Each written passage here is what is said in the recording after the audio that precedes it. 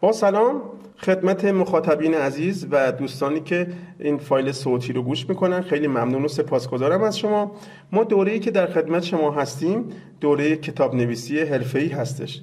خب ما در این دوره در جلسه اول راجع به جایگاه و اهمیت کتاب و کتاب نویسی با شما صحبت میکنیم و بهتون میگیم که 90% اطلاعات از چه کانال ها و مسیرهایی منتقل میشه و 10% اطلاعات باقی مانده از چه کانال هایی.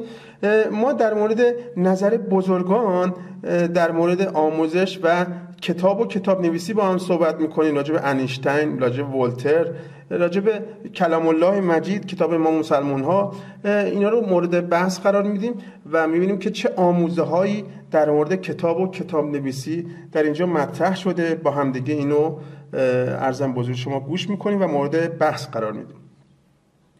ما در قسمت بعدی که در جلسه اول کتاب نویسی مورد بررسی قرار میدیم راجع به باورها و اعتقادهایی که میتونه ما رو کمک بکنه توی زمینه کتاب و کتاب نویسی یا ما مانع این بحث بشه که ما توی این زمینه بتونیم موفقیت هایی رو کسب بکنیم. ما توی این زمینه انشالله با همدیگه صحبت میکنیم در جلسه اول. تقاضا میکنم که به جلسه اول دوره کتاب نویسی حرفه‌ای توجه بفرمایید. سلام، من دکتر شعبانعلی کوهستانی هستم، مدیر مؤسسه فرهنگی هنری هنرمهر ایده یا هما و انتشارات نوآوران سینا. از شما خیلی ممنون و سپاسگزارم که این فایل آموزشی رو خریداری کردین و دوست داریم که دانش و اطلاعات خودتون رو در مورد زمینه کتاب و کتاب نویسی ارتقا بدید. خداوند بزرگ می‌فرماید نون و قلم و ما یسرون، قسم به قلم و آنچه می‌نویسد. در مورد جایگاه و اهمیت کتاب و کتاب نویسی نکته‌ای که در کتاب مقدس ما مسلمان‌ها ذکر شده خدمت شما ارائه میدم. در کتاب مقدس ما مسلمانان قرآن مجید 419 بار خداوند بزرگ به کلمه کتاب اشاره کرده که این نشون دهنده جایگاه و اهمیت کتاب و کتابخوانی در زندگی انسان‌ها میباشد. در عظمت و اهمیت کتاب و کتاب نویسی پیامبر بزرگ اسلام حضرت محمد صلوات الله می‌فرماید ز گهواره تا گور دانش بجوی و این نشان دهنده جایگاه بسیار بسیار عظیم و رفیع کتاب، کتابت و انتقال اطلاعات و دانش آموزی میباشد. به عقیده بنده 90% از دانش و اطلاعات بشری امروزه از طریق کتاب و منابع معتبر علمی به ما آموزش داده میشه و فقط 10% این مطالب هستش که از طریق معلمین، اساتید و مدرسین ما به ما آموزش داده میشه.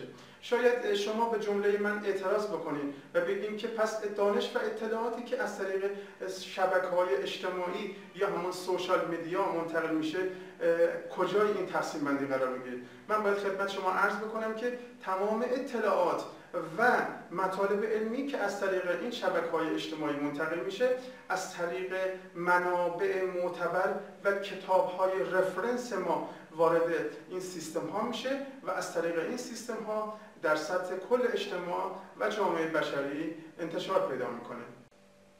انیشتین فیزیکدان بزرگ آلمانی میگه که افکار و اندیشه های انسان به گونه‌ایه که ممکنه فقط خوندن یک کتاب پایه اندیشه ها و افکار انسان رو بر مبنای جدید و یا در مسیری خاص هدایت بکنه و چه بسا ممکنه یک کتاب و نظریاتی که داخل اون کتاب مطرح میشه سرنوشت زندگی میلیون ها انسان رو تحت تاثیر خودش قرار بده.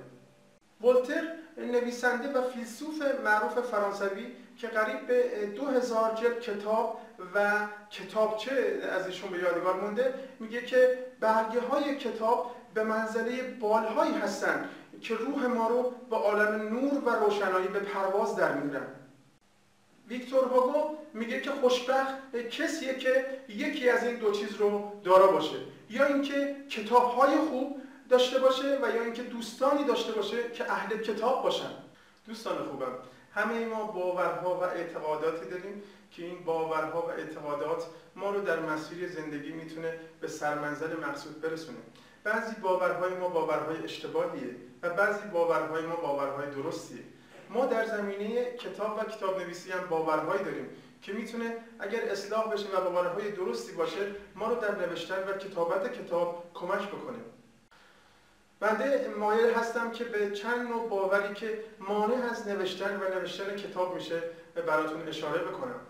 یکی از مهمترین باورهای اشتباهی که در زندگی ما جاری و ساری هست اینه که ما فکر میکنیم کتابت و کتاب نوشتن یک چیز ذاتیه. دوستان خوبم، من در ادامه به شما خواهم گفت که در صورتی که این باور کاملا اشتباهه، چرا که ما با اندکی تمرین، ممارست و آموزش میتونیم مسائل و مطالب اختصاصی خودمون رو به رشته تحریر در بیاریم و از خودمون بتونیم آثار بسیار ارزنده‌ای رو برای اجتماع و برای هموطنانمون ارائه بکنیم. یکی از باورهای اشتباهی که وجود داره، ما فکر میکنیم که افراد پولدار هستن که میتونن مطالب بسیار مهم رو بنویسن، اونایی که افرادی که هیچ دغدغه‌ای از نظر مالی و تأمین مایحتاج زندگی ندارن، در نتیجه به راحتی میتونن اون به منابع علمی دسترسی داشته باشن و افرادی رو در استخدام خودشون بگیرن و بتونن منابع علمی رو بنویسن و انتشار بدن. من به شما میخوام عرض بکنم که این یک باور کاملا اشتباهه، چرا که ما بسیار افرادی داشتیم که در سطح پایین زندگی بودن، اجتماع بودن و این افراد تونستن با ممارست و تمرین با سخت‌کوشی بتونن آثار بسیار ارزنده‌ای رو به جامعه انسانی ارائه بکنن. یک باور اشتباه دیگه که وجود داره اینه که ما فکر میکنیم مردان به راحتی میتونن کتاب بنویسن و موفق بشن در زمینه کتاب نویسی، در صورتی که خانم‌ها و زنان اجتماع ما تو این امر ناموفقن و استعداد ندارن و نمیتونن پیشرفت بکنن.